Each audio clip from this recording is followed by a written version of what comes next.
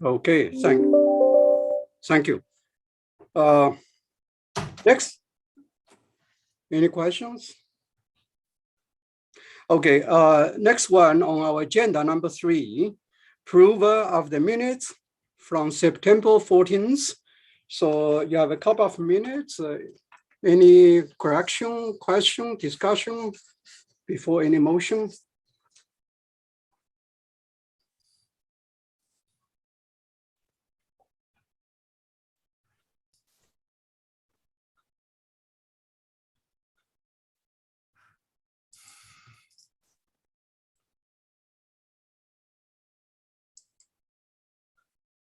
Yes, Joe.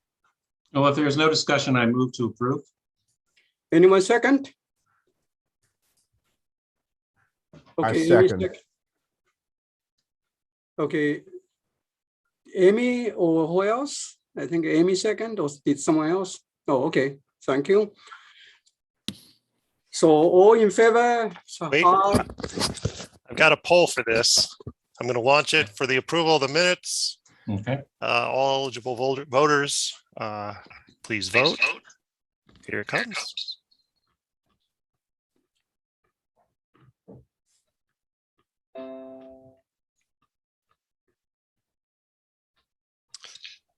I think the voting is ended. So that 23 plus me is 24 and 0 nay and 0 abstain. Okay. Oops. Thank you. Yeah.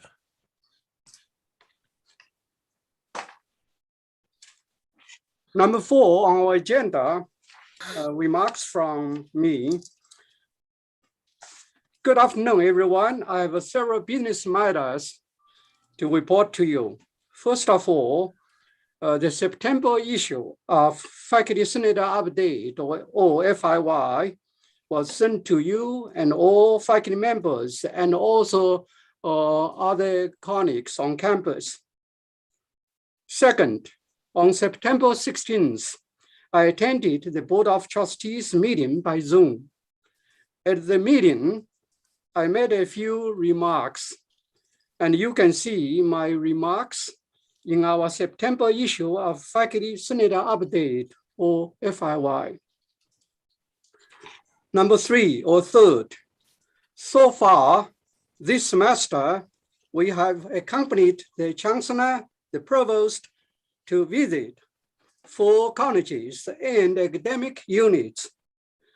I would like to take a moment to thank our Faculty Senator, Professor Lee Chang-Wang, for helping me to cover the visit to the College of Engineering, Computing, and Mathematics on September 8th with the Chancellor and the Provost while I was teaching at that time. I myself went to the College of Health and Human Sciences, College of Business and Analytics, and the University Library.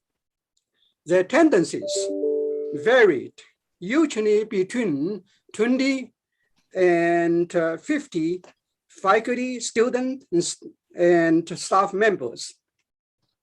The often asked questions or common questions from audiences included pandemic COVID-19, strategic direction of SIU in 2030 or 2030, enrollment, and faculty issues and benefits. In one situation, it was an informal social. That means, okay, just meet and greet. Number 4, on September 20th, I attended the Chancellor's Leadership Council meeting where we discussed the draft of SIU strategic plan. You have seen the draft. I wish to express my appreciation to many of you for your input and suggestion or comments on the draft. I passed all your feedback and suggestion to the Chancellor's office. And number 5, or finally, just heads up, or FIY. SIU President Daniel Mahoney plans to attend our faculty senate meeting to make a few remarks in November. That means next month. Any questions, comments?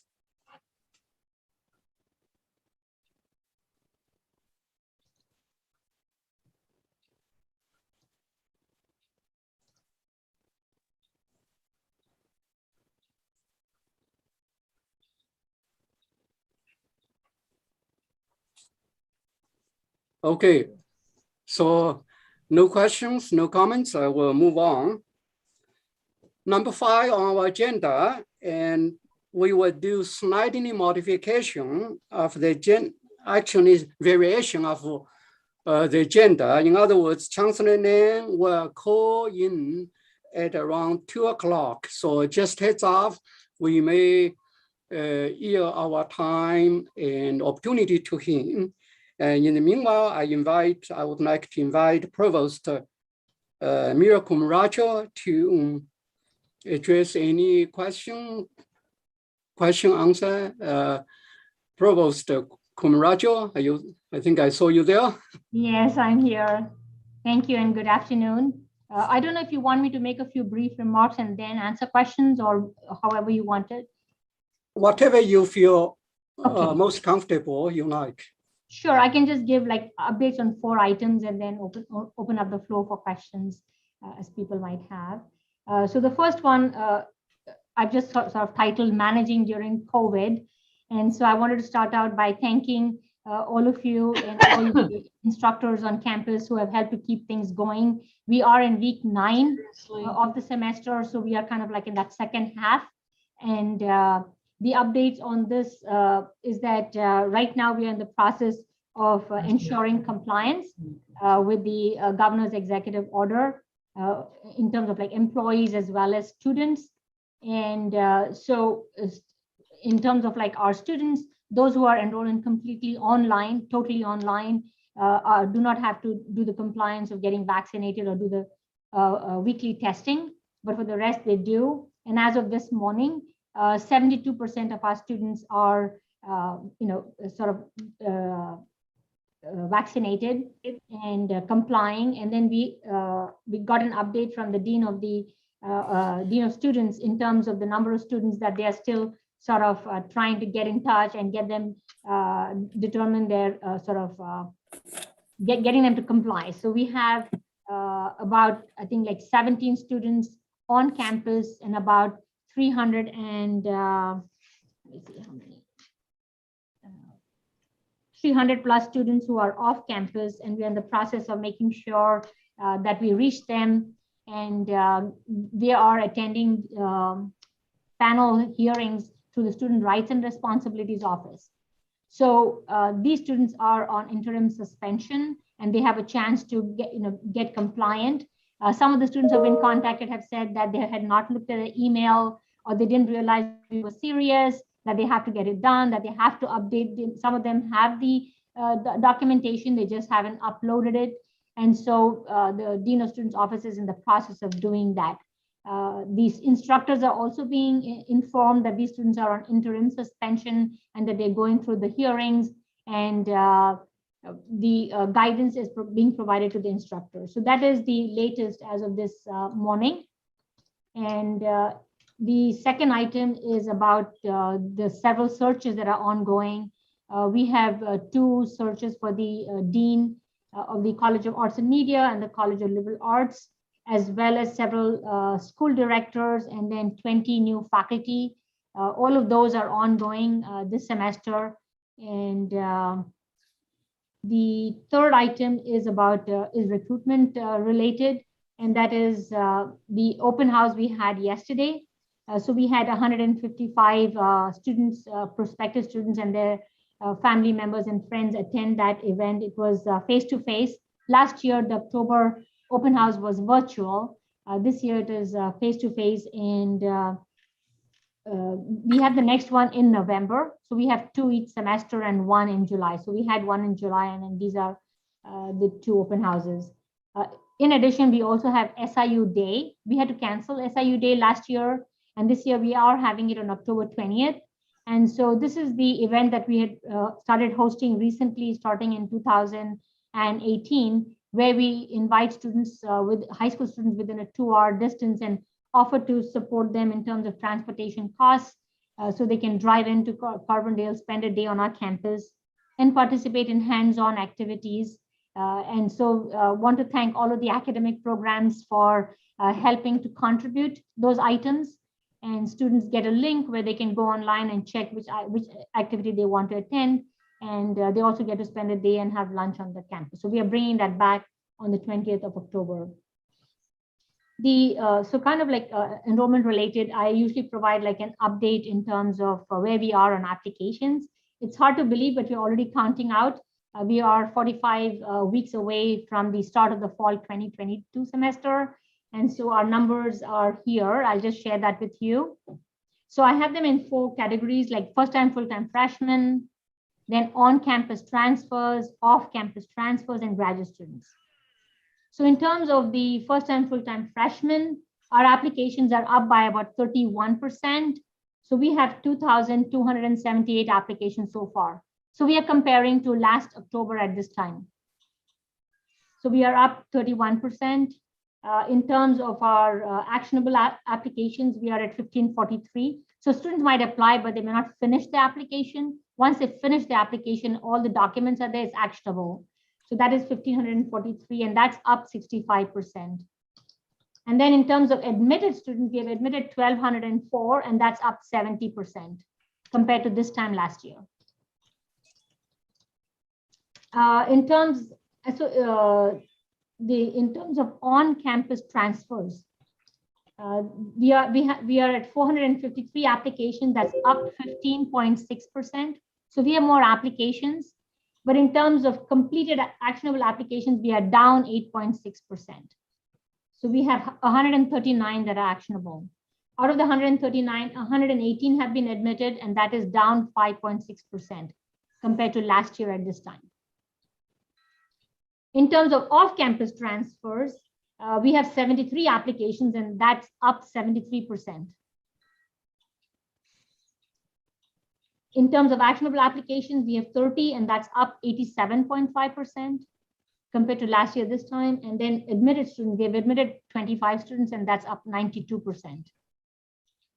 The last category is graduate students. We have 136 applications, and that's up 92% compared to where we were last year at this time. We have admitted 20 students, and that's up 25%. The other thing I want to mention about our enrollment numbers is that last year we had really moved up our financial aid package that we sent out to our admitted students quite a bit from spring to end of this fall semester. This year we're moving it up even more so that we remain competitive with other schools, so that when students are meeting with their families, sitting down with their families during Thanksgiving and Christmas, that they have their financial aid package with them and that they can discuss SIU as a competitive option. So I just want to mention that's some of the work we're doing. And the last item, I think the chancellor, whenever he joins, might flesh it out some more, but I wanted to give you kind of like a preview, and that is the trip that was done last week, what we call the Saluki Takeover Tour of Chicago. And so we were there primarily for 3 days, and some were there for the 4th day. And this was the admissions team, as well as the deans and the chancellor and the provost, and some faculty were also there. And we had meetings with alumni. There were meetings with legislators, with community colleges, with schools. And so one of the events was with Ravinia Brewery that is working with our Fermentation Science Institute. It is going to have a presence on our campus that will help to generate revenue, as well as provide hands-on experience for our students, as well as work with local breweries. So it will serve the region also. And then we met with several meetings with alumni that help to raise funds, as well as get their support for many of our initiatives that we are doing. And we did MOU signings with for the Saluki Step Ahead with Harper College and Oakton Community College on their premises. We also visited with several of the city colleges of Chicago. And so different programs were visiting these community colleges. There are 7 of them. We met with Harry Truman College, Malcolm X College, and Daly College. The CALPS from the College of Agricultural Life and Physical Sciences, there was a team that visited urban gardens and made some partnerships about how we can be connected with their urban gardening efforts. And then trying to cover as much as possible here that in general, at one of the receptions, we also had students, SIU students who are currently in Chicago on a project from Art and Design, and they were able to attend the event because alumni always like to see the students, like current students. And so we were able to achieve that. I think in general, the trip was very hectic. On one particular day, we started at 6:45 in the morning and ended at 8:30 at night. But I think it was all for a good cause. The community colleges and the Chicago public schools were very pleased to have us there. They gave us some like tips and inside information. Like Western Illinois, the Chicago public school said that Western Illinois offers their students that we'll give you 1 free Amtrak train ticket and 1 guest if you were to visit our college. So they were just giving us tips like that's your competition. They said, what are you going to offer our students so they come visit your campus? Look at what Western Illinois is offering us. So these are just some examples of things that we heard that are useful for us. And we are organizing a bus trip next week for about 100 students who will be coming. And the week after that, 100 students from East St. Louis. So in addition to the 155 that came yesterday, we're expecting to get 200 more students this semester to visit SIU. So these are just some examples of work that we are doing to really increase our enrollment. And then a couple more initiatives. Spring registration will start end of next week. And this is really where our faculty can help us, our instructors can help us. So we are doing a campaign to get 90% of our students registered before they leave for the winter break. So registration opens at the end of 10th week and by the end of the 17th week. So in 7 weeks, we want to get all 90% of the students registered. Otherwise, we're kind of chasing them during the winter break when they've like sort of said, okay, I'm taking some time off. And then we're saying register for classes. So we are hoping that our instructors can announce in their classes that registration is open, please register for classes. And that way it'll also give us information about whether the class is going to make or not in terms of enrollment. That is one piece. Then the second piece is that we're also focused on our statistics that show up on the FAFSA website, as well as when we get ranked by the US News and World Reports. And that is our 6-year graduation rate, which is at 45%, which is not good. I think we rank among like the 4th or 5th lowest out of the 12 Illinois public universities in terms of our 6-year graduation rate. So we are owning it and saying it's not good, let's try to improve it. So one of the things that we're trying to do is look at the students who would be graduating the 6th-year graduation in spring, and look at that list of students who are continuing and see, if anything we can do to facilitate their progress, and then the students who may have stepped out to see how we could improve our graduation rate. It's just one example of one initiative. Our 4-year graduation rate can also be better. So we're going to work on that cohort. So it's like you're working with everybody. It's not like by doing these initiatives, you're ignoring anybody. You're doing everything, but on top, you're adding another layer of focus and saying that we're going to work on these students who came in 2015 or 2017 to make the 6-year or the 4-year graduation rate. So those are just some examples of things that are going on. And this might be of interest to Faculty Senate because this is some good work that has been done on our campus in terms of developmental education. So tomorrow there is a meeting that the IBHE has organized. It's like a conference for all of the trustees of the 12 state universities, and they have a whole day of programming. So for one of the items, they have asked 3 universities, Northern Illinois, Southern Illinois, Carbondale, and Chicago State, to present the work that has been done on developmental education. So I've been asked to present the work that our School of Mathematical and Statistical Sciences has done in terms of co-remediation for students for college algebra. So they have come up with a model that really helps students do well in a co-remediation course that counts for credit And the results indicate that the students do as well as the students who were admitted without needing that co-remediation. So I'll stop here and be glad to answer any questions. And I hope Chancellor Lane can join and flesh out some of the other details of the remarks that he may have. Okay, thank you, Provost Kumarajo. We have one person hand on. And Joe, you have a question there? I have a couple of questions. I have a couple small questions, comments here. I think these numbers are very positive, but we've heard positive numbers in years past, and then we have a hard time yielding them in the end. In the real numbers, we were up again last year, but if I remember correctly, it was a kind of a struggle throughout the summer to be up. We were down even in last July's meeting.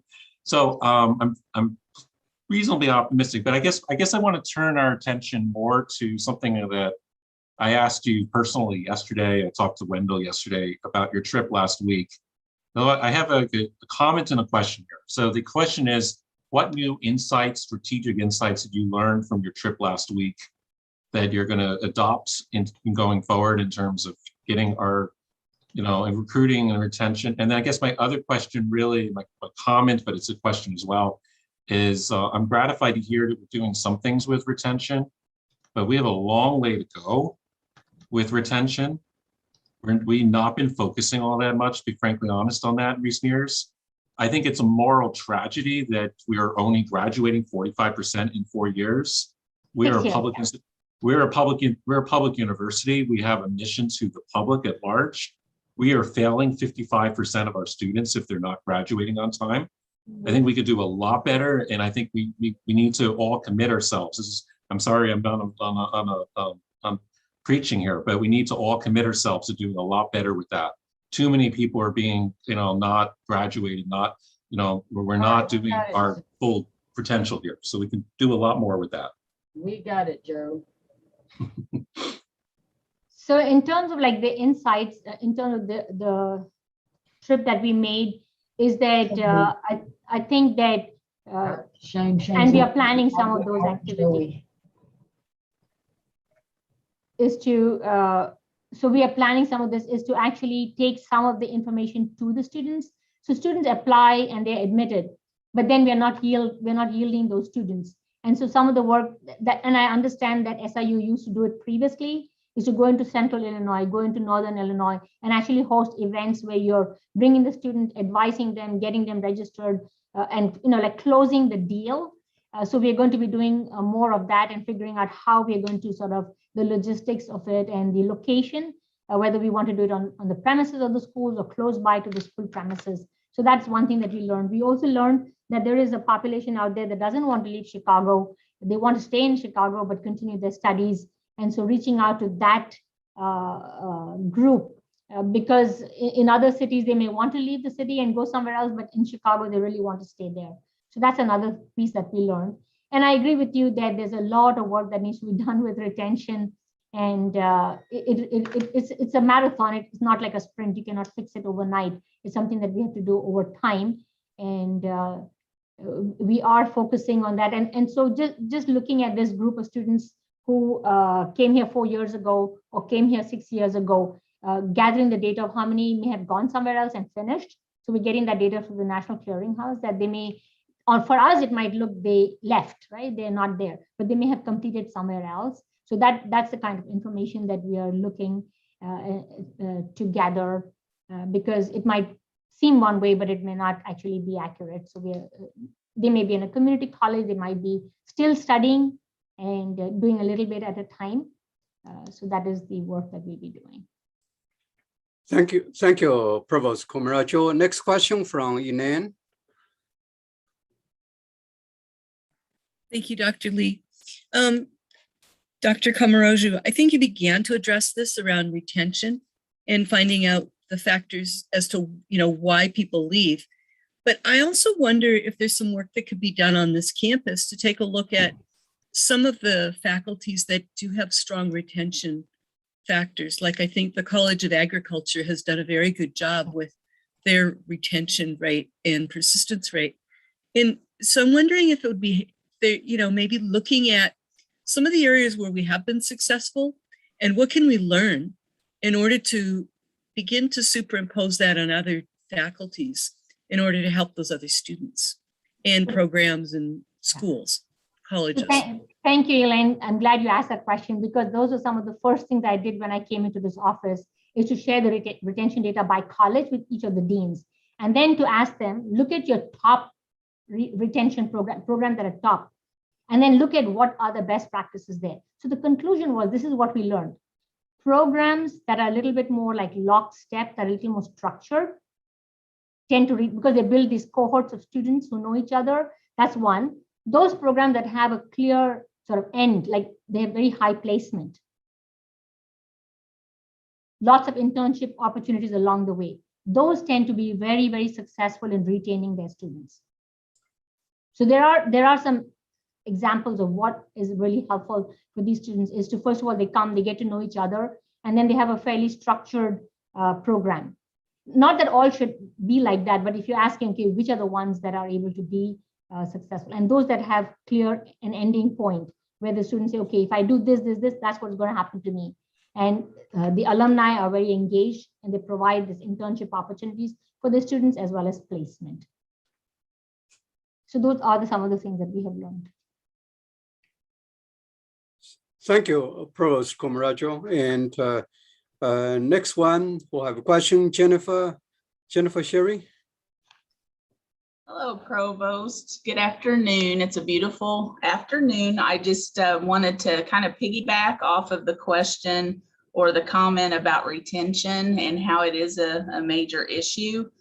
My concern is that we have a proposal coming up here in a little while that actually looks at decreasing the GPA.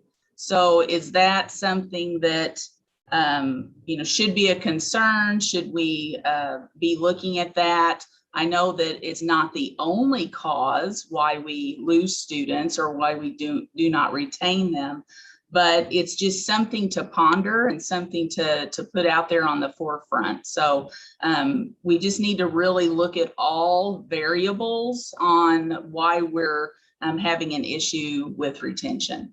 Thank you. Thank you.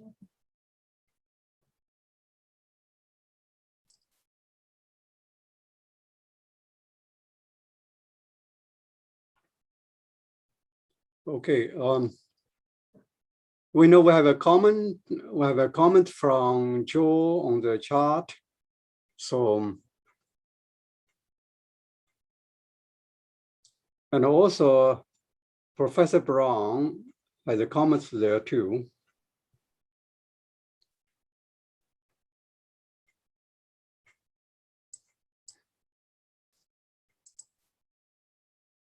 Well, any other questions, comments for Provost Komarajo?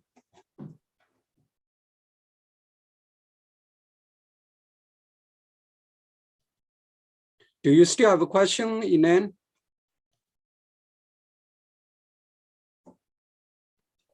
I don't have a question. I was typing in a comment in the chat.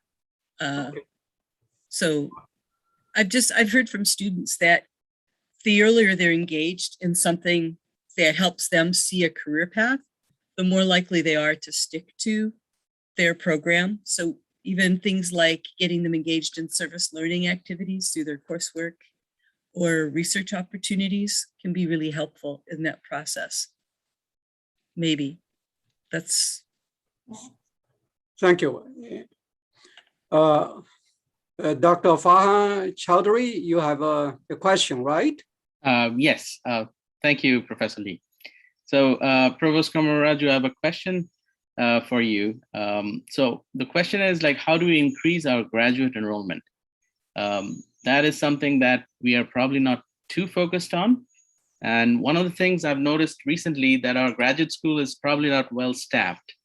So the processing of graduate application may not be as fast as they could be. So can we do something about that? Thank you.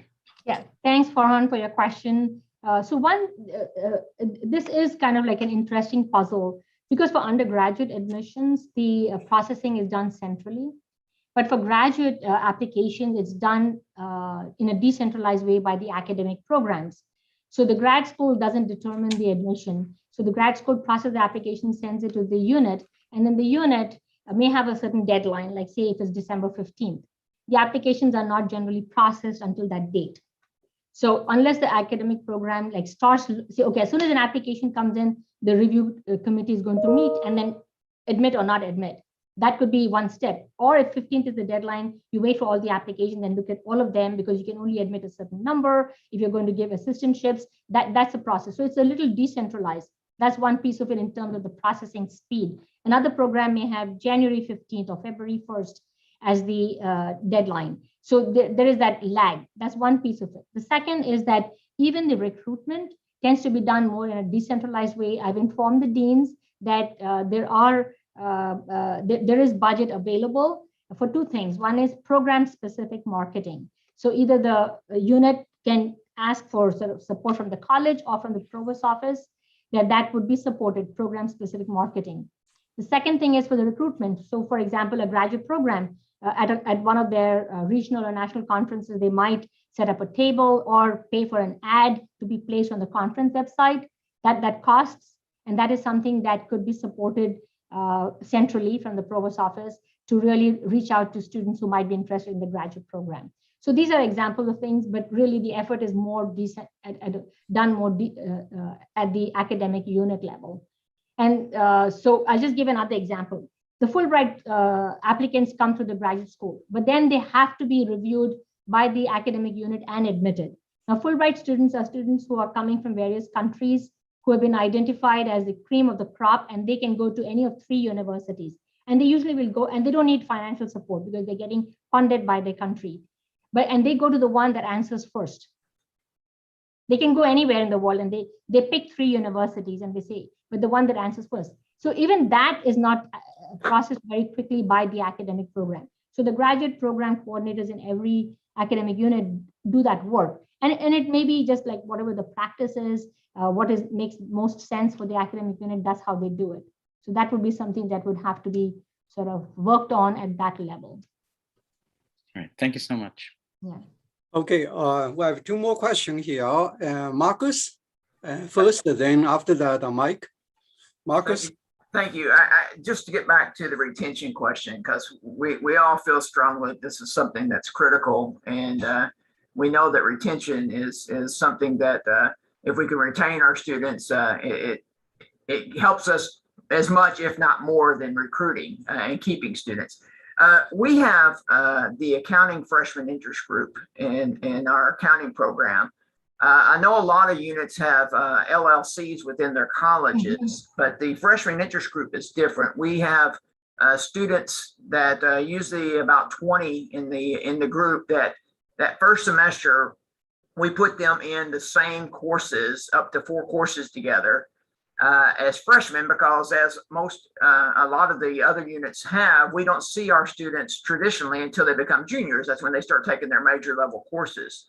And so with the freshman interest group, we're able to interact with these students more on a one-on-one basis. We go to lunch with them every Wednesday. We haven't been able to do so since the pandemic struck, but that's been really sad because I don't get to know them as well as I have. But we found that the students that come into the freshman interest group, the accounting freshman interest group, get involved in our student organizations as freshmen and actually become officers in those student organizations as sophomores, and they haven't even gotten into their upper level courses in accounting yet. We find that our retention rate in the freshman interest group is usually higher than the university and the LLC retention rates. We find that the GPA in these freshman interest groups are higher than the GPA in the LLCs and the university as a whole. What concerns me is when we started our freshman interest group, probably now it's been 15 years ago, there were several other units that did freshman interest groups in the years that followed. And we at one time had, I think, 10 or 12 freshman interest groups from different units, but then they quit. And I talked to some of my other faculty university associates that at different meetings, and it appears that they felt it was too much work. There's a lot of excess work that you do because you're interacting with these students. We take them on trips. We do, like I said, activities with them, special with them. but it also gets them acclimated and to where they become part of our family. And that's what we want. And they say we're corny in accounting, but we say that once they join the School of Accountancy, they're an accountancy family, and they will be until they finish their career and are put in the grave. And we still keep in contact with our students all the way through their careers and bring them back to campus as much as possible. So why can't we get more units to have freshman interest groups? Why can't we get this level of activity from the departments, schools, units within the schools, whatever we want to call them today? Why can't we get this to occur and have these be things that we could use to help us with retention? Thank you, Marcus. As one of the people who was doing the freshman interest group in psychology, let me tell you that we worked very, very hard to make it successful. But what we found is in the middle of the process, we came up with online registration. And so we would like get them to register for the set of 3 classes together. And then by the time the semester would start, they would change and do whatever they wanted. And so we would be like chasing them and they're like, no, we want to do whatever we want. We'll take whichever class we want. So we were having some of those difficulties. And so after a few years of really trying, we realized that, we cannot like make these students because they could register on their own and change their classes till, the first 2 weeks of the semester. So it was getting really difficult to keep them in that cohort. So, this is just anecdotal, but that was one of the reasons that we did not pursue that. But even the idea of the LLCs is very compelling. I just got a list of all of the LLCs that exist, and next week I'll be giving it to the deans to say, okay, here are the LLCs that exist. If anyone else wants to create an LLC, here is the deadline and the details of how you do it. Because even that, getting students to live sort of in a similar programs and have faculty visit and get to know them and connect them to resources and RSOs and so on would contribute to our retention efforts. So I acknowledge those variables. Thank you, Provost Kumaraju. I know one more question from Mike. Hey, Mary, you said there were some resources available for program-specific marketing. Who do we contact to get to that? Yeah, so your dean can reach out to the provost office. I've already told, and I have been supporting for the last 2 years programs. I looked at the program-specific marketing, and it's like there's some program that just hadn't done anything. There was a college that just didn't do anything, and they did it this past year, and they almost like doubled the enrollment. I'm not saying that contributed everything, but it contributed one of the variables that we can model. So if you want that program-specific marketing, that is something that the provost office will support. Okay. The work that the unit will have to do is to provide the content for that marketing. So that is the homework that will have to be done, but I think it's worth it because what we have seen in every program, and so for those who are wondering what is this program-specific marketing, what we are doing is instead of saying come to SIU, we're saying come to SIU for computer engineering, come to SIU for history, whatever it might be. It's a very specific message that we're getting out. Okay, thank you very much, Provost Kumaraju. Because of unless anyone have one quick questions before we move on.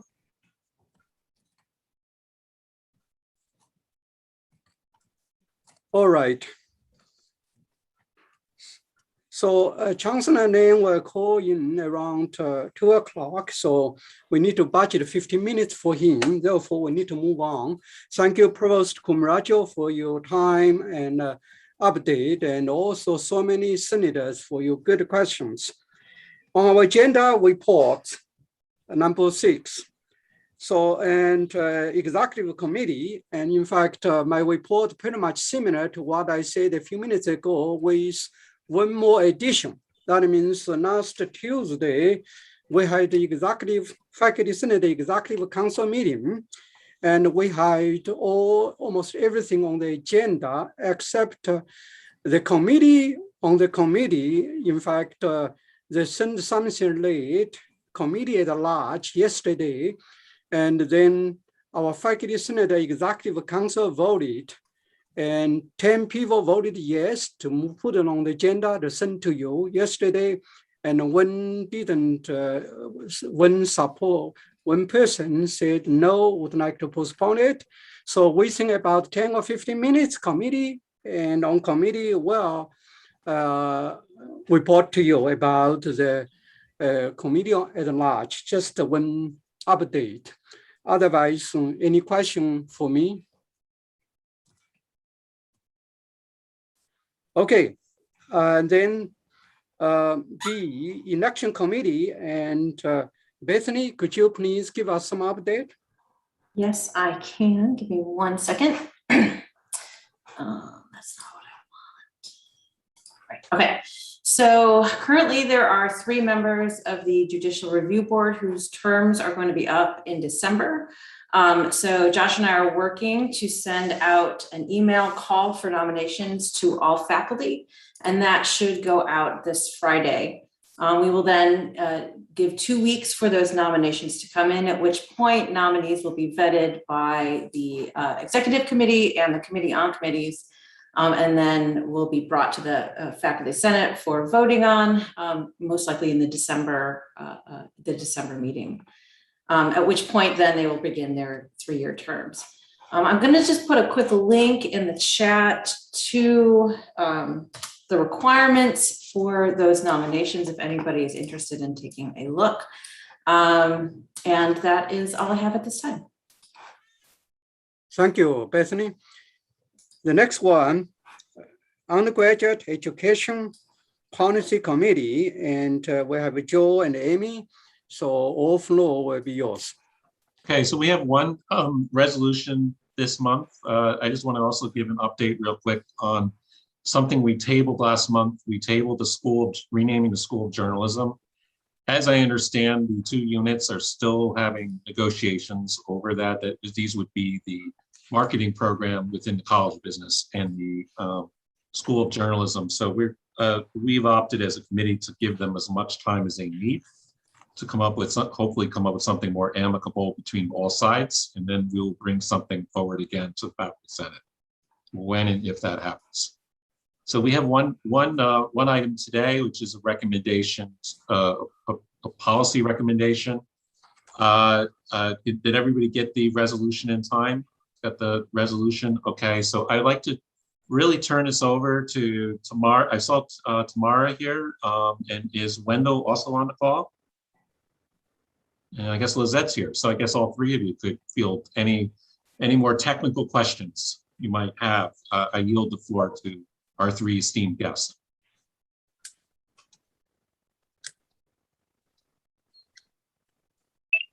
Thank you, Chair. I'm Wendell Williams. I apologize, but I am calling. We're in Peoria for a visit. Just wanted to see if I can provide any answers to what you might say. We do thank the 2 committees that met before this for the positive recommendation.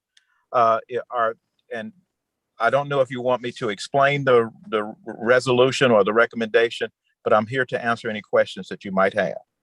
Mm-hmm.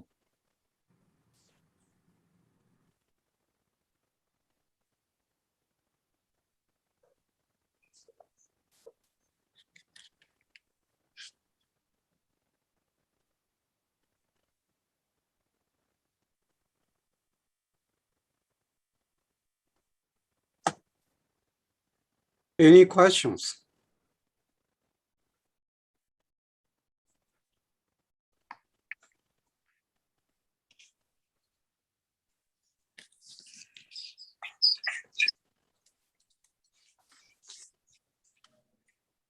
Can I move the question then? If there are no questions or no comments, I would just like to expedite our business. Obviously, the floor is available if people have questions. Okay, if there are no questions, so we plan to move to vote. Mm-hmm. Okay. This is voting approval of the resolution to recommend approval of policy proposal to recommend reduction from 26 credit hours to 12 for admission of transfer students into SIUC. That's a mouthful. Okay, launching the poll.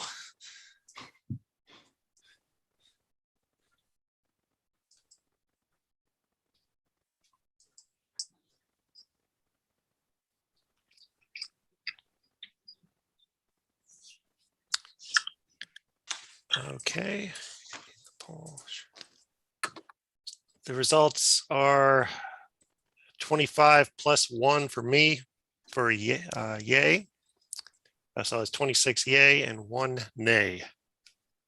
Okay. Very good. Thank you. Thank you so Mike. much. Thank you.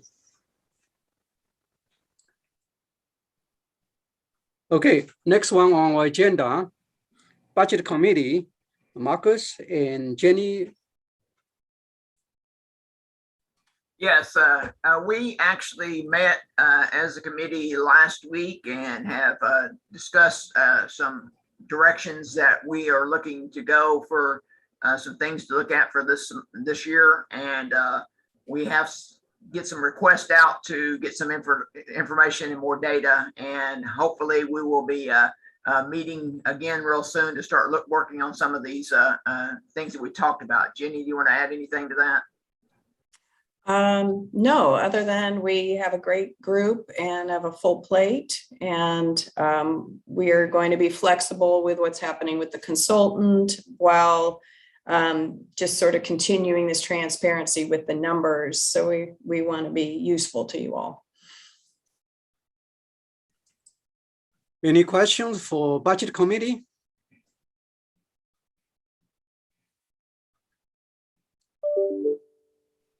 Okay, so the next one, if there's no question, we'll move to the next one, Committee on the Committee, and we have Elaine and Song Hee. So both floor will be yours. Okay, thank you. We have 2 items. The first one you received in your package, and it is a recommendation for candidates to serve as volunteers for the ad hoc committee on enrollment, on research and academic excellence. And we have 6 faculty who have volunteered for this role. And we would like to recommend all 6 individuals to be affirmed by Faculty Senate for this role.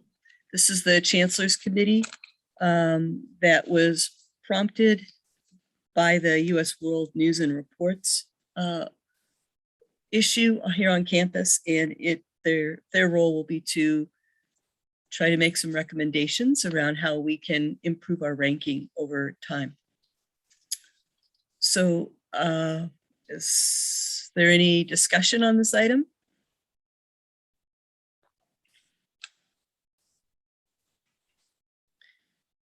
Do we have a motion to approve it? So moved. Second. Thank you. All right, so Josh, do you have a poll for this? I don't. I failed to make a poll for this particular question. Okay. So we'll have to do it the hard way. Okay, The hand raise, please.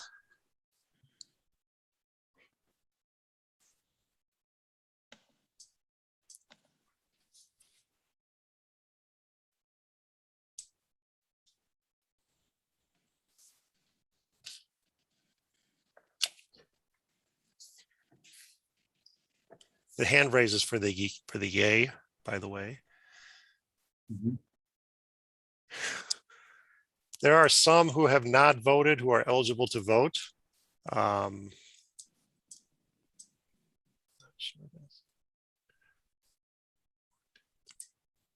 I got 22 yay.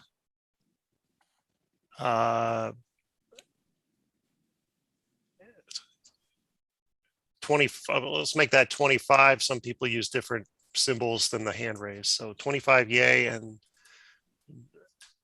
I guess so. Should we then ask if anyone wants to raise their hand for a nay? Or are we satisfied? Okay, we have 1 nay.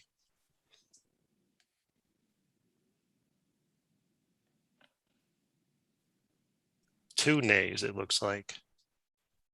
Yes, Any 2. nays or the hands that haven't gone down? I'm pretty sure they're nays. 2 nays. Okay.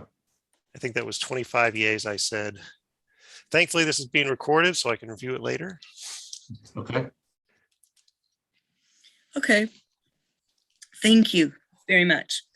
The second item has relates to the committees, the university-wide committees. And a call was sent forward to faculty to volunteer for a variety of openings that were currently available for university-wide committees.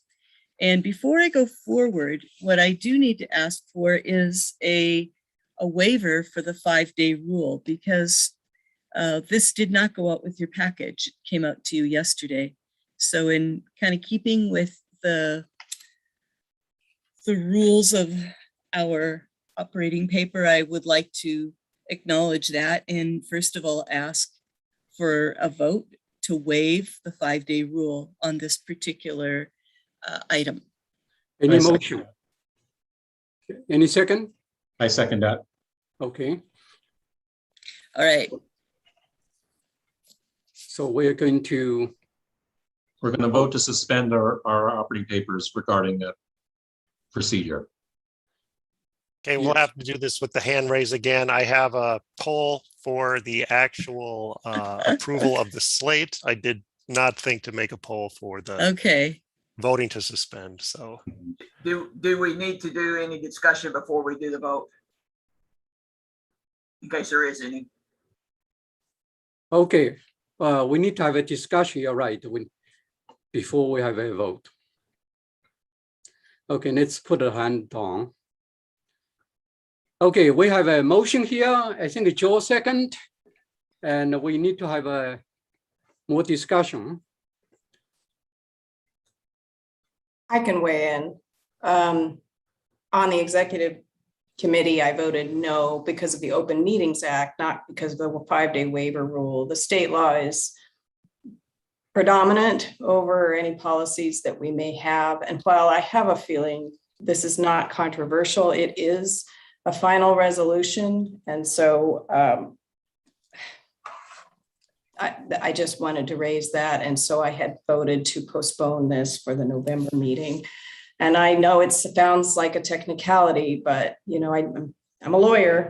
We shouldn't really be bending our rules, and the rules are there for a reason. So we create transparency and notice on any final acts. It's a final act to vote on this. So I'm sorry to raise that, and I wish I didn't have to, but I felt compelled.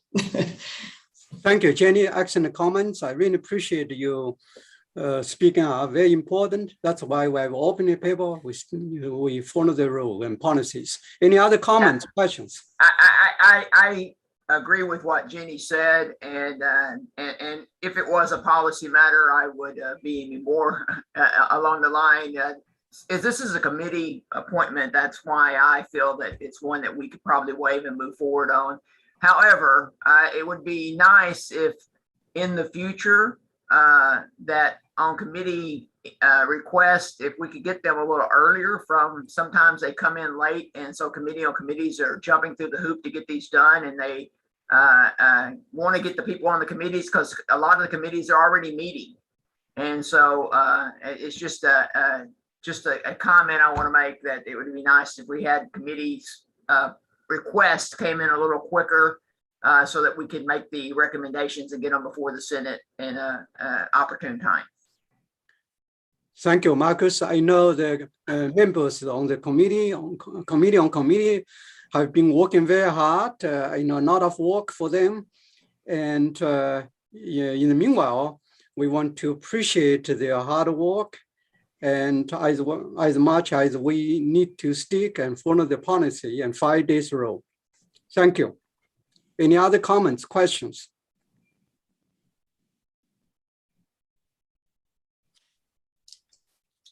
Only that the Open Meetings Act, it's not 5 days. I think it's 10.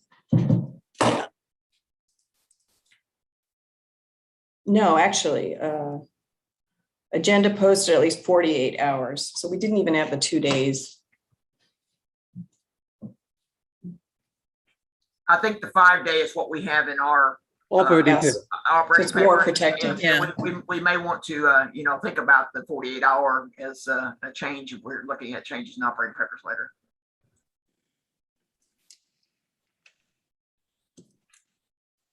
Okay, any more questions before we vote?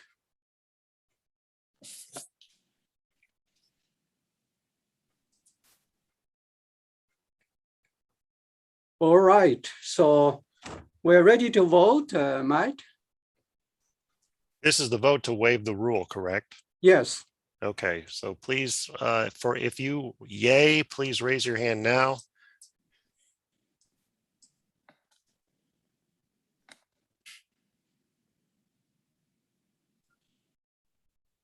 Okay, I've got 16 yays. Let's see.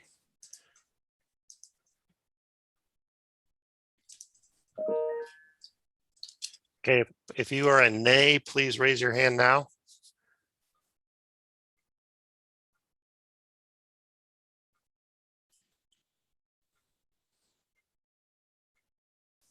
Seven nay.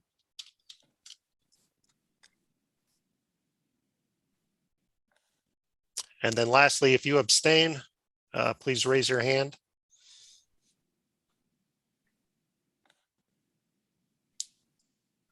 And looks like 3.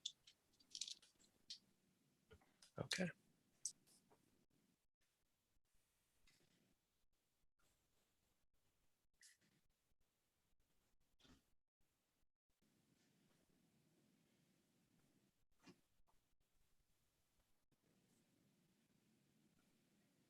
Okay, so now we have 16 yay and 7 nay and 3 abstain. So at this point, the committee on committee can move on. All right. Thank you, Dr. Lee. And thank you, colleague faculty senators. All right, so we have a slate that was forwarded to you of potential recommendations, or recommendations rather, for vacancies on faculty-wide committees. And so I would like to have somebody propose, or can I propose the motion? It's coming out of committee. It doesn't need a motion. Okay, so then I'm just asking for affirmation of the slate of candidates to fill university-wide committees. Okay, so we need to have a vote. Yep. Matt? Launching that poll.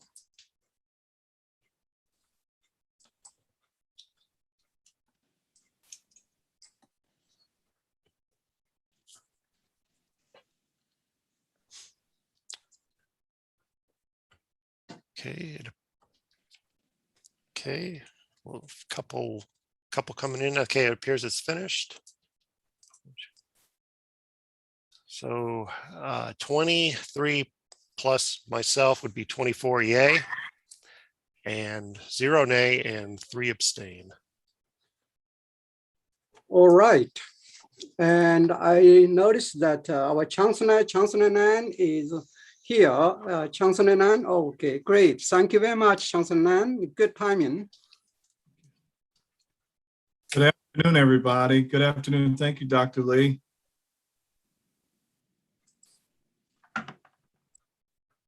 Can you hear me? Okay, I messed up. Yes. Okay, all right, thank you.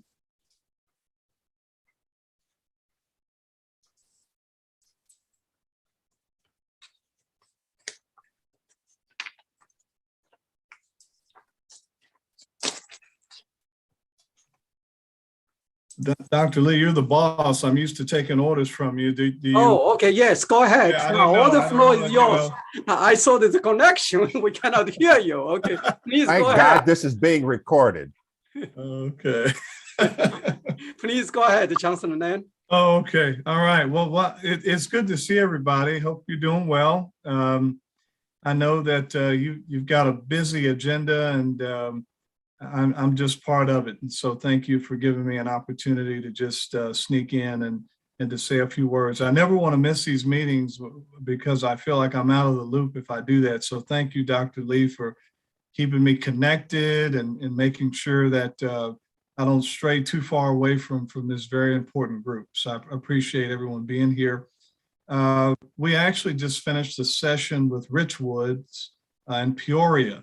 It's an area that we are aggressively targeting. Worked a lot with the superintendent there, and she's got three or four wonderful schools in this area that require some Saluki attention. So we're here and really trying to make sure that we create a pipeline that's coming out of the Peoria area. And so excited about being here. I just wanted to cover just a few things, again, being respectful of your time. And I'll just start with about three areas. Number one, testing and vaccinations. Wanted to give a quick update there. Thank you so much for your patience. Thanks for, I know we have to all comply with the executive order, and it's something that we're going to work through together, but our numbers are looking really good, and as it relates to those who've been vaccinated or those that are going through the testing protocol. And there is an option that people have in order to be able to do that. And so our numbers look much better than they did actually about 3 weeks ago. So thanks, hats off to you. And we continue to monitor that. I will let you know with our students, those numbers are looking a lot better than they did as well, than it did a couple of weeks ago. Our students are getting the message. I will say for both categories, employees and also with students. For employees, we do have a few that are on absent without pay. We call it AWOP. And really just trying to plead with those employees to, again, either get vaccinated or go through the testing protocol weekly. The testing is here on campus. It's available. We want to be in compliance, and we've got to make sure that we hold up our end of the deal. As far as the state side is concerned, it's just what we have to do. On the student side, we have a few students that are being suspended in the interim. And it's an interim suspension. Thank goodness we're not removing them from the university, but we're hoping the interim suspension will get their attention. These are students that have not done anything. They haven't been vaccinated, nor have they gone through the weekly testing protocol. And so we do have to make sure the interim really just gets their attention and says, hey, we really need you to go through testing. You don't have to be vaccinated, but we are working through that. I think we're doing really good right now. Our numbers look good. We don't have a large number of students that are caught in that situation. But we did make a promise to you that, we would make sure that if students are coming to your classrooms, that they've got one or the other done. And that's how we're going to keep our environment safe. And we've got to be true to that. If not, we could go backwards pretty quickly, and we don't want to do that. Our numbers, if you're noticing on the dashboard, are looking a lot better. Those numbers a few weeks ago were pretty scary. If you look at it now on the dashboard, we're updating that. We're also showing you the number of folks who've been vaccinated or those that are going through testing. So that information is out there as well. So feel free, if you have any questions about that, let us know. But that's something we're going to continue to monitor. Saluki takeover, I do want to spend a little bit of time on that. This is something we actually were talking about last year. And so it just actually came to life this past week, but it's something we actually strategically have been working on. And it fits within our top 5 pillars, as you know, branding, marketing, partnerships. It speaks to exactly the kind of work that we want to do.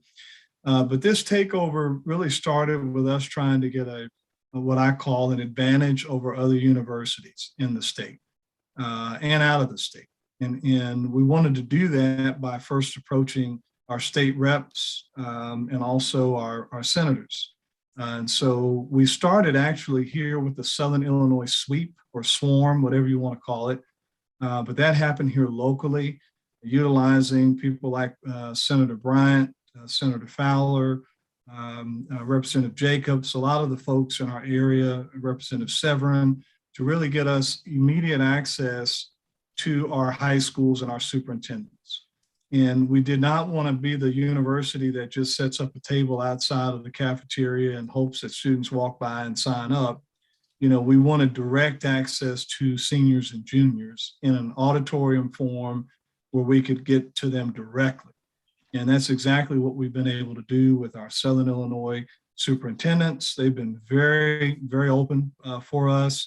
The principals, the teachers, we have personally gone by to thank them for the success that we had in this fall semester with that class. And they're very appreciative of that, but we've got a lot more plans underway to work here locally. We're trying to dispel the myth that SIUC does not recruit locally and that we don't roll out the red carpet for folks here in our backyard. And I just got a beautiful email today from the principal, Ella Meyer, over.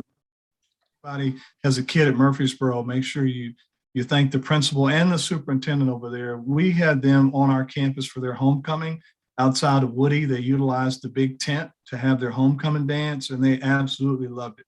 Had about 350 students here on campus. They got a chance to see the campus. It's just a win-win all the way around when we're trying to recruit future Salukis. So that was a big piece. We'll do a lot more of that, trying to get kids on campus.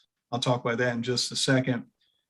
But the Southern Illinois sweep seemed to be going well. We moved that to Chicago, or the Saluki takeover in Chicago. That initiative really was launched based on a lot of the community college work. As you know, if we're going to grow our enrollment, it's going to have to come through not just traditional age students from these high schools. It's going to have to come from some traditional age students still at community colleges, but also non-traditional students that attend community colleges. That's a growing population of students, one that we have to be at the table to try and recruit.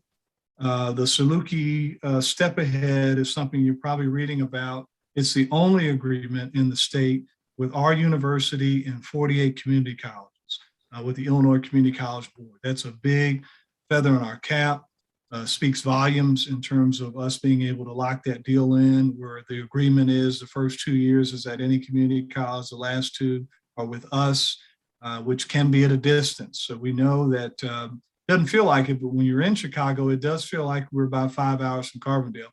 When I'm in Carbondale, it doesn't quite feel like I'm 5 hours from Chicago. I hadn't figured that out yet, but we're a long way away. And we have students that have families, have jobs that are just not going to leave some of those areas. Cook County continues to be the #1 county in terms of the volume of students that are coming to us.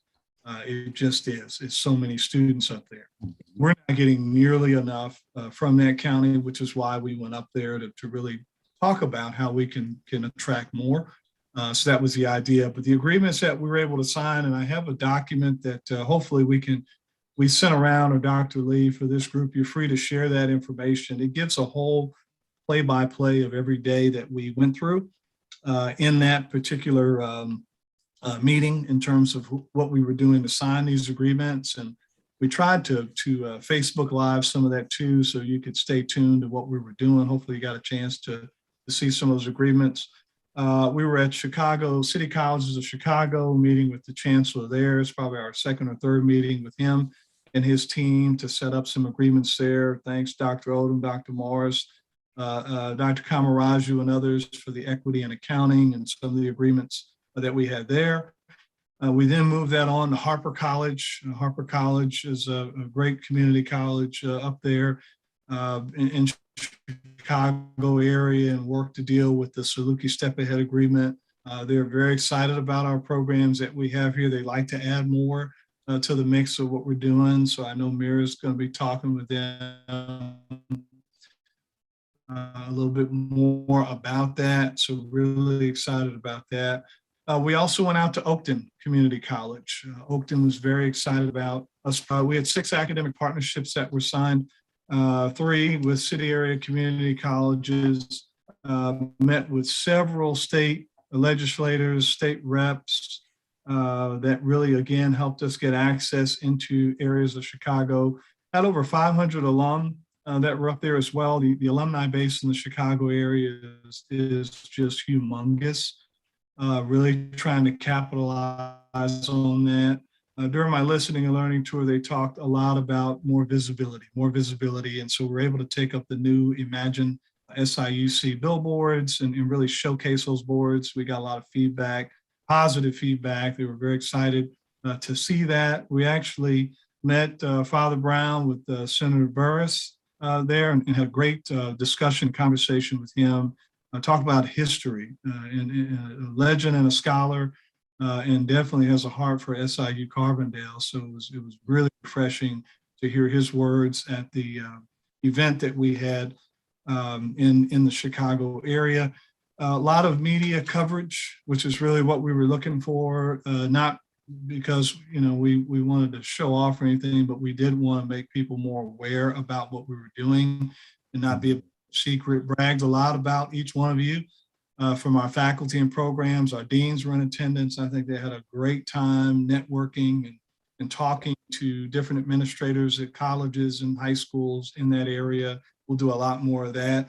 I know Gary is on here somewhere, I'm sure, and had a great social there with Ravinia Brewing Company and really good partnerships there and people in those areas. So raise some money as well from our donors and have a very big donor that's pushing for, or actually giving us $1 million donation to work with us on our community college efforts. And so that's a really good piece, and there could be more dollars coming from that. That's just $1 million. You imagine just a donor saying, here's $1 million. I mean, it kind of makes you, makes you shake a little bit. It's really good. Shows you that they're really committed to what we're committed on, and they understand our priorities. They know where we want to go. They know what we're trying to do. So we had a really, I thought, a really impactful week, and we didn't go up there to drink coffee and just talk about things. We went there, it was an action visit. As I was saying, going up there, it's all about action. We're not there to go talk, and we can do that on Zoom at home. We wanted to go up and actually get some deals signed and make this a real trip. Next year, we already set the date to go back again. That will fall in line with our game against Northwestern, which is on a Saturday up there. So we'll do it from maybe Wednesday to Saturday and have the capstone be our victory over the Northwestern, whatever they are. I don't know what they are. Bobcats or something, but we'll take the dogs up there and go beat up on Northwestern and try and recruit more students. The last thing I'll mention on that is I realize that we have some niche programs. We're working with Julie Dunstan and Extended Campus, and we have some programs. Public safety program up there, that's our program. And we are the university to train the next fire and chief. That's us, and we've got to claim that. There's some other programs that are niche programs that I think, again, they far exceed what's up there right now in that area. What we don't have is a better presence in Chicago. Many of you have been here longer than I have, and I don't know if we ever did, but it is an area we are going to look at our infrastructure and how we can have a stronger presence in the Chicagoland area. Not only from a programmatic standpoint, but just from a staffing standpoint. We just don't have it. If you look at some other universities, they're doing a really good job of making sure Chicago is a recruiting ground for them, even though they're not in Chicago. So we've got to not lose pace in that regard.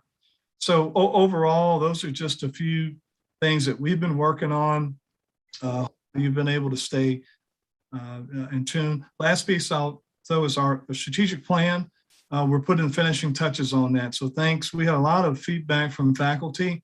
Thank you. I think Dr. Lee shipped that around, and you gave us some good things to look at before we finalize that document. So what you told us will definitely be included in the document. You gave us a lot of feedback on the targets and the measures, things that we needed to tighten up a little bit. In some areas, we probably weren't aggressive enough, and I apologize for that. So we decided to change a few things up there and be a little more aggressive, and appreciate your feedback on that. But that information should be coming out. Last thing I'll mention, I think I've said that now 3 times. I promise it's the last thing I'll mention. I know working with Mira and others are going to have a fall professional development day for our deans, for our administrative team, for faculty, for our recruitment and retention coordinators, for our advisors, and a few others to talk about some of our retention efforts and recruiting efforts.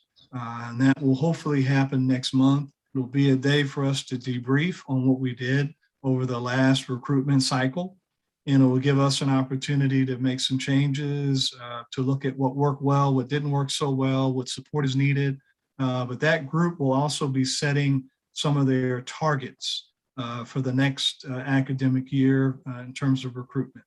So we'll have working groups. It'll be a working meeting where those teams will come together and begin to really put some of those measures and targets in place inside of the strategic plan that relate to obviously student success and engagement, academic programs, all of our pillars and things that we're focused on. So I'll stop there. I know that was probably a lot, but I'll stop there and be glad to take any questions.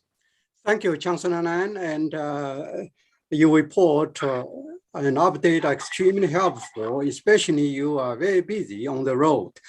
And we can take no more than 2 questions because of time. And also, you know, Chancellor Nan is very busy now. The first person ask question, Joe, make sure your question is brief. And the next one is Mike. Okay, so thank you, Chancellor Lane, for that update. We heard something earlier from the provost about how we're doing this year. So I just wanted to share with you a very brief piece of information I learned myself from Extended Campus yesterday. You know, as we in history, we have an online BA program for the first year. So I met with a lot of Extended Campus folks yesterday. And we have a lot, they seem to think we have a lot of kids with some college, adults with like missing credits, adults that went to like 4 different universities, just need a degree to finish up. So how are we doing with trying to yield that group? Because that group is a trickier group. That is, I tell you what, the for-profits have been eating our lunch, that group. And that group, if you look at the Illinois Board of Higher Education's outlook on higher education in the state of Illinois, that is the battleground group. It's the group that is out there in a much larger way than even our traditional age students in the college going pipeline. So that is an area that it will require, as I mentioned, some infrastructure, because as you mentioned, Joe, it's a very tedious, it's not just a freshman coming up and saying, hey, I want to take classes. You've got to look at, if we're looking at work experience or credit somewhere else, you've got to look at what that actually culminates into, you know, what degree are we talking about, what it is that they need in terms of flexibility, convenience. So our extended campus, and I will share this, I've been talking with President Mahoney, it may be even a little larger than us if we look at it from a systematic perspective. We're talking about SIU Global right now in terms of how we really look at some of our programs that we have, some of Edwardsville programs, and really as we try and attack Chicago and some of these other areas, you know, can do it better together in some cases, and some universities are doing that. So it's something we're going to have to really think about. I know we like to kind of have our own thing sometimes, but we are going to have to begin to think a little more globally in terms of how we can get our programs and other programs out where our brand is really capturing more students like that, like you're talking about. So it's an area, it's an area of growth that I think we're going to be able to capitalize on, but it will require some structural work first for the infrastructure to have it work. Thank you, Chancellor Nan. And one more question from Mike. Hi, Dr. Lane. My comment or question is related to the strategic plan. I know I passed this comment on through Dr. Lee, but it's important enough to me that I want to just mention it to you in person. Is both from a philosophical standpoint and a practical standpoint, I can't see how our strategic plan cannot be directly tied to our mission. You know, that seems to be what should be driving how we function at the university and how all of our activities are determined. But even from a more practical standpoint, you know, the Higher Learning Commission, for assurance arguments, the first criteria is our mission, and they expect to see a very specific tie from our mission to how our strategic plan is developed and where it goes. And so, again, I realize this is really late into the process to bring something like this up, but I just want to make sure that I think you're aware of the ramifications of it not being there. Yeah, Mike, we'll make sure that that tie is there. You're exactly correct. We'll make sure that that tie with everything we're doing from our strategic action steps everything that we're looking at in terms of where we're wanting to go, that it flows with the mission. I mean, it has to flow. It won't work. So I think there's a way to tie that together. We may have to do a better job of illustrating that, but great point. We'll make sure that that happens, or we won't let it fly. So I'll make sure of that as well, and connect, make sure it's connected. Thank you. Okay, thank you very much, Chancellor Nan. I know you have a very busy, hectic schedule on the road, and also we only have about 40 minutes left. And I would like to take a moment to thank you, Chancellor Nan, and thank all of you for your flexibility and your willingness to help us to for this arrangement. So thank you, Chancellor Nan. So if you do not mind, I will move on. Thank you all very much. Never too busy. Thank you. Sure. Okay. The next one on agenda is faculty status and welfare committee. I know that we voted just now, unless you have a question. Otherwise, we move to the faculty status and welfare committee, and Scott and Jennifer Sherry. I don't think we have anything to report this month. Jennifer, do you want to say anything? No, we actually just need to schedule a meeting and get our heads together about what was discussed last month. Thank you. Any question for them?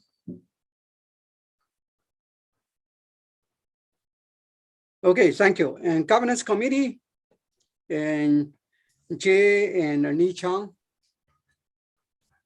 Good afternoon. We don't have any information for you all for this meeting. Nothing to add. Okay. Thank you. Well, the next one on our agenda is the Faculty Advisory Council to IBHE, and Lee Chang, would you like to report? Yes, the Faculty Advisory Council to IBHE had a meeting on September 17th. This is the first meeting for the new academic year. Pretty much planning is the main theme of the meeting, talking about the different different groups working on things. Especially also we shared information about the enrollment and the COVID related issues. Two interesting items I want to share with you. The first one is governor has transferred some funds to IBHE to higher education. What he did is like there's any money left unused, governor would shift it to higher education. Currently, he has already shifted $97.3 million towards higher education. So I don't know how the money being used, but that's something interesting. The second one is like IBHE is actively going through the strategic plan checklist in both long-term and the short-term goals. Probably they are going to looking for groups to develop specific plans for like budgeting and developing some new ways of looking for increasing like a quality and the equity of higher education at Illinois. And that's all. Thank you. Okay. Any question for Lee Chang?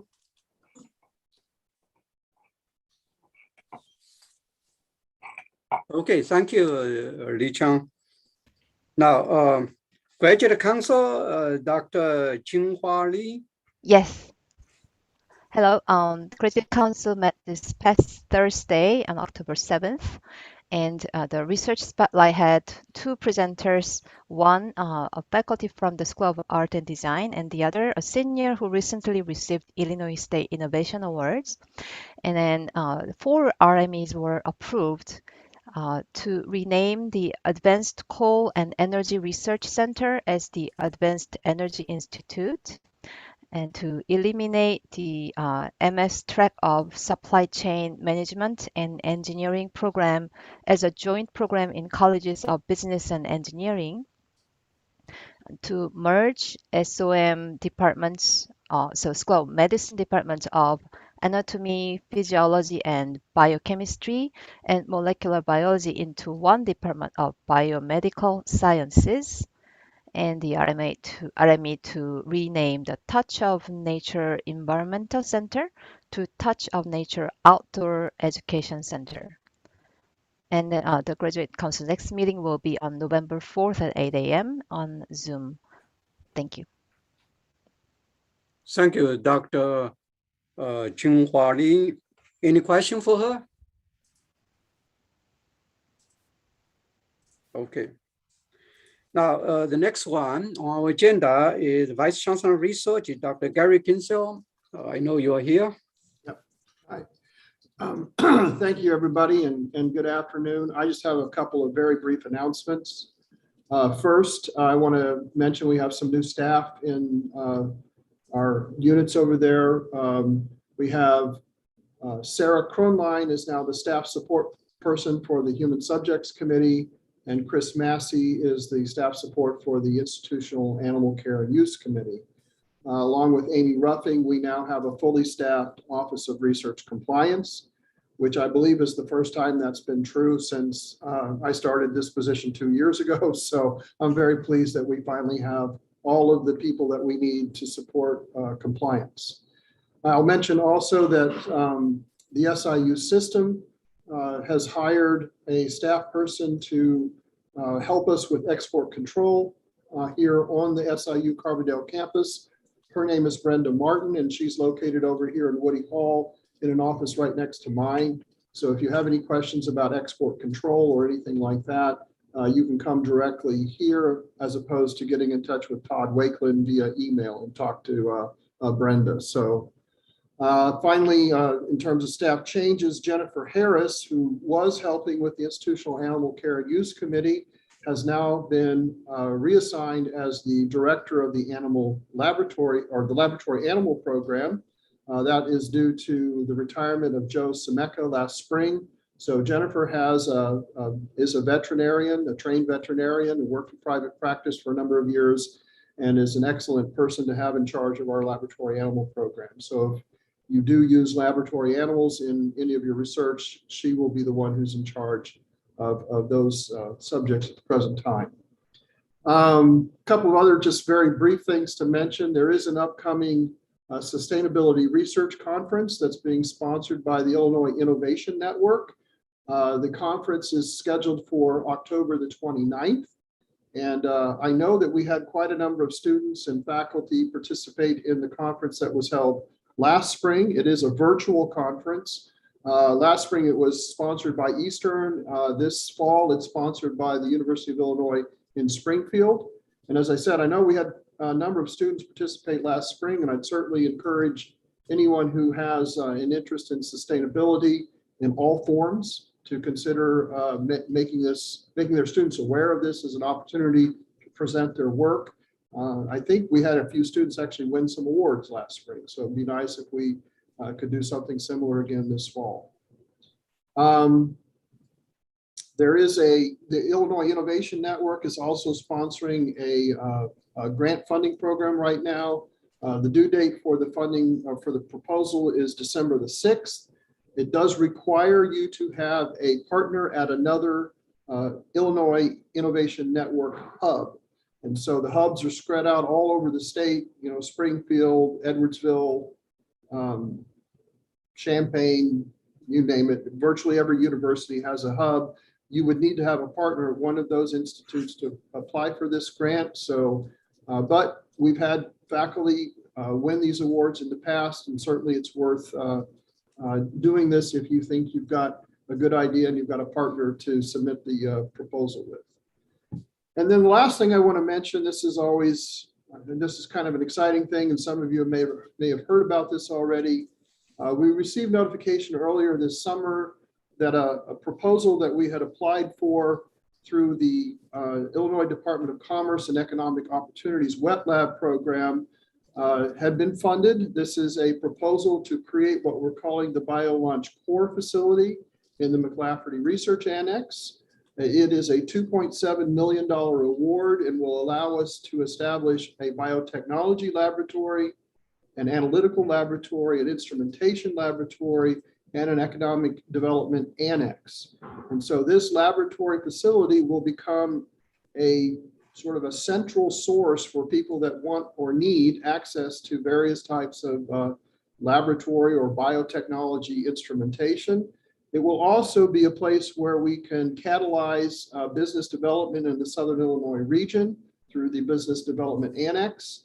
And well, it's one piece of an overall puzzle that we're trying to put together to completely build out the McLafferty Annex into the iFirm hub, which will then become hopefully a real shining star for Southern Illinois University, as well as a great support facility for faculty in all different areas and disciplines here on the campus. So I'm already in the middle of talking to engineers and architects about the designs, and this is what's going to be going on pretty much full time for the next year and a half or 2 years, because there's a lot of construction to do and a lot of things to plan. So, but I hope you share my excitement in the potential of this facility. I think it's going to be a great piece to have here at the SIU Carbondale. So I'm very excited about it. So that's really all I wanted to mention today. If there's any questions, I'm happy to try to respond.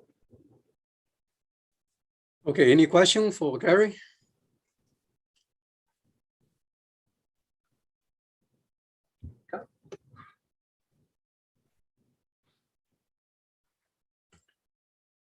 Okay, so it seems that no question for you. Thank you very much, Gary, for your report and update. Now, number 7 on agenda, all the business.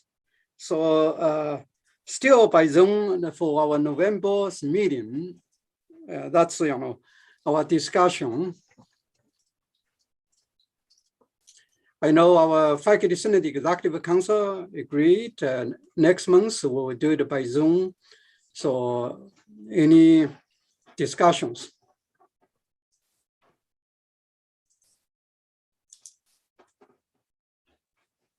Joe? Just wanted to say what we discussed last week at the committee. The point that I raised is we really are at the mercy is the wrong word here, but we are really beholden to what's that, the situation at large. Jackson County is still a high rate of COVID cases. We're obviously declining week by week. And it's very grateful whenever I get the emails from Matt from SIU Medicine about the most recent statistics on that. But I really think, to plan for more than month by month right now is just a fool's errand. So we're just going to have to accept it. We're in the middle of still a lot of uncertainty. Thank you, Joe. Any other comments?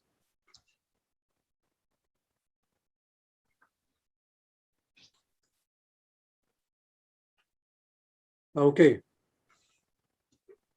If there is no more comments for the old business, that means we're going to meet by Zoom next month. And new business, number 8. Announcement, new business, or? I would like to share an area of concern, if it's okay. Okay, go ahead, please. That is something that has been bothering me a lot the last week or so. And I have been talking to a number of faculty and a few students about, it kind of follows up what was just said about we're at the, quote, mercy of, and earlier comments today at the meeting about how we haven't been able to get things out in a timely fashion. And I keep thinking these are not normal times. But what's bothering me is I have heard alarming stories from faculty who are wondering if they're teaching something incorrectly or they're just not able to do the right thing because students are not either showing up for classes or not turning in homework assignments, missing on midterm exams, being belligerent in classes, or even filing complaints about teacher behavior that are really quite uncalled for. And then I hear from students about how frustrated they are that they don't know how to either explain their circumstances that are complicating their lives almost to critical levels, and because the teachers are not listening to them sometimes. And so what I got from that was maybe we ought to just have faculty senate, the undergraduate student government, maybe the graduate and professional students association, do some kind of a quality of life survey to find out how people are feeling now that this semester has started. Because as some very wise person said to me last week, you know, only our juniors and seniors know what it means to be a college student on a campus. Sophomores don't know, basically, much about it.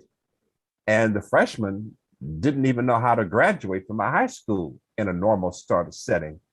And I don't know whether or not we've had the implications of that articulated well. I'm just bringing this up. It's not anything that we need to talk, decide on today, but I just wanted to say that this is a piece of new business in my life, and I think it affects a lot of other people.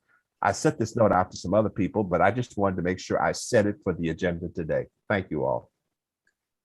Thank you, Professor Brown, and your points were taken. And Liz, Professor Delana. Thank you. Just what a fabulous point to raise, and it just made me think that it might be extremely valuable for the Senate to set up some kind of, I don't know how big, but some kind of talk venue where we can have a group of students and maybe just the senators, or make it open to anyone who wants to come, faculty, to talk about these issues, because my guess is that most of what you're hearing, Father Brown, is people who are not talking to each other and blowing up things that the other, he says this and he didn't say it, and they didn't misunderstood each other. Thank you, Liz. Very good comments. Jenny? Thank you. I also really appreciated Dr. Brown's point. I had a student yesterday who told me a new law student, kind of mature, but that he had only had online undergrad. And being in person in my class, it's very interactive. Students feel in the spotlight, and they feel more in the spotlight than they would had we not been in a pandemic or students only online. They don't have the socialization experience. I don't want to use the word skills, that can be offensive, but the experience.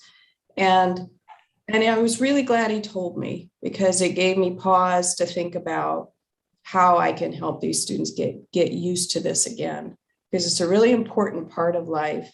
And I have also found that the town hall format can be adversarial, with administration on a stage looking down on students, and our students have had their backs up when we have tried some of that here at the law school. And I would really recommend that it not be we'll call it a listening session, but it's really a town hall where you get to talk up at people. It needs to be a round table where you integrate people at the same level and just have the conversation. But I wholeheartedly agree. I think we just tamp down how much pressure there is right now all the time. And it's hard on faculty and it's hard on students, but this is like a valve to let out some of this, and periodically we should do this, plan a few. So thank you very much for raising that. Thank you, Jenny. Very good observation. Bethany? Just really quickly, I completely agree with everything that's been said. And I want to give an example of how this is affecting faculty as well, especially this idea of a pressure cake. So this past week, last week, I had several very large D2L fails that really affected how I run my class. And for the first time in 7 years of teaching this class, I almost lost it, because I was so stressed and so frustrated, and the students were so stressed and so frustrated. So I definitely agree there needs to be some sort of outlet that has to focus on both faculty and students, because talking with my fellow faculty members here in biological sciences is, this feels like it's been the hardest semester we've had since the pandemic began, and not quite sure why that is, but it certainly is felt throughout the faculty as well. So thank you. Thank you, Bethany. Any other comments, final comments?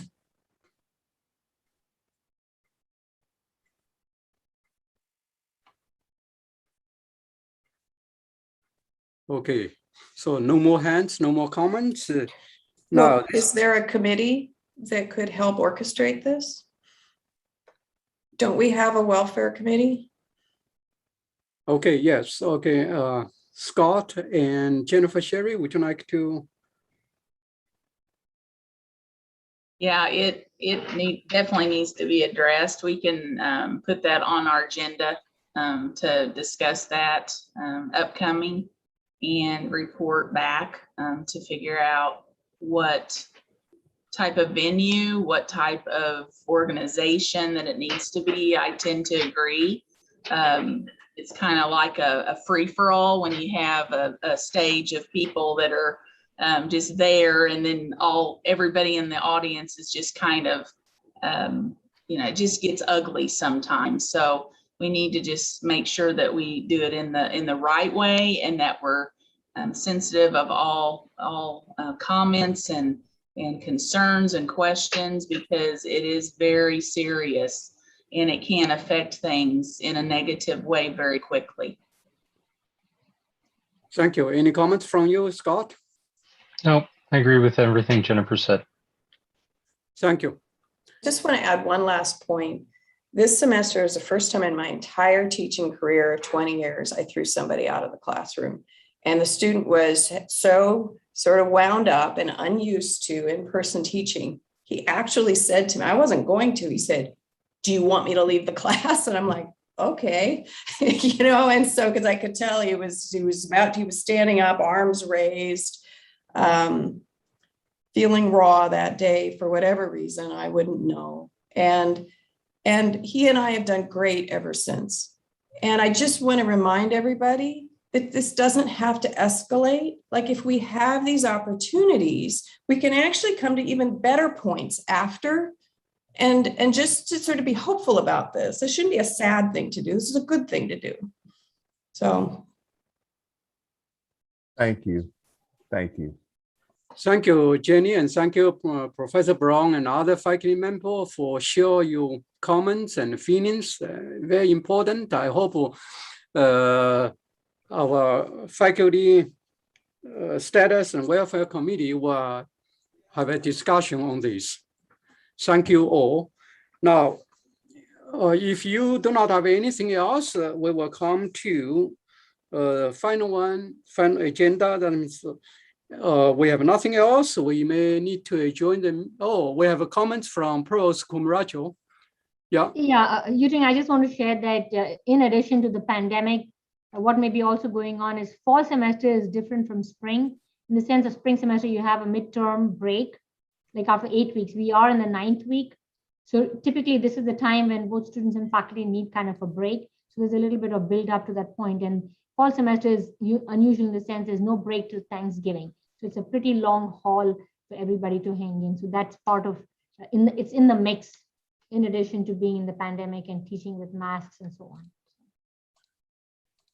Thank you, Provost Kumarajo. Any comments or action?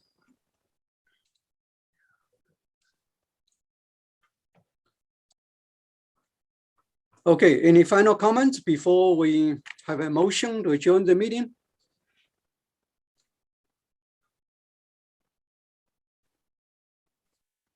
Okay, it's 2:45.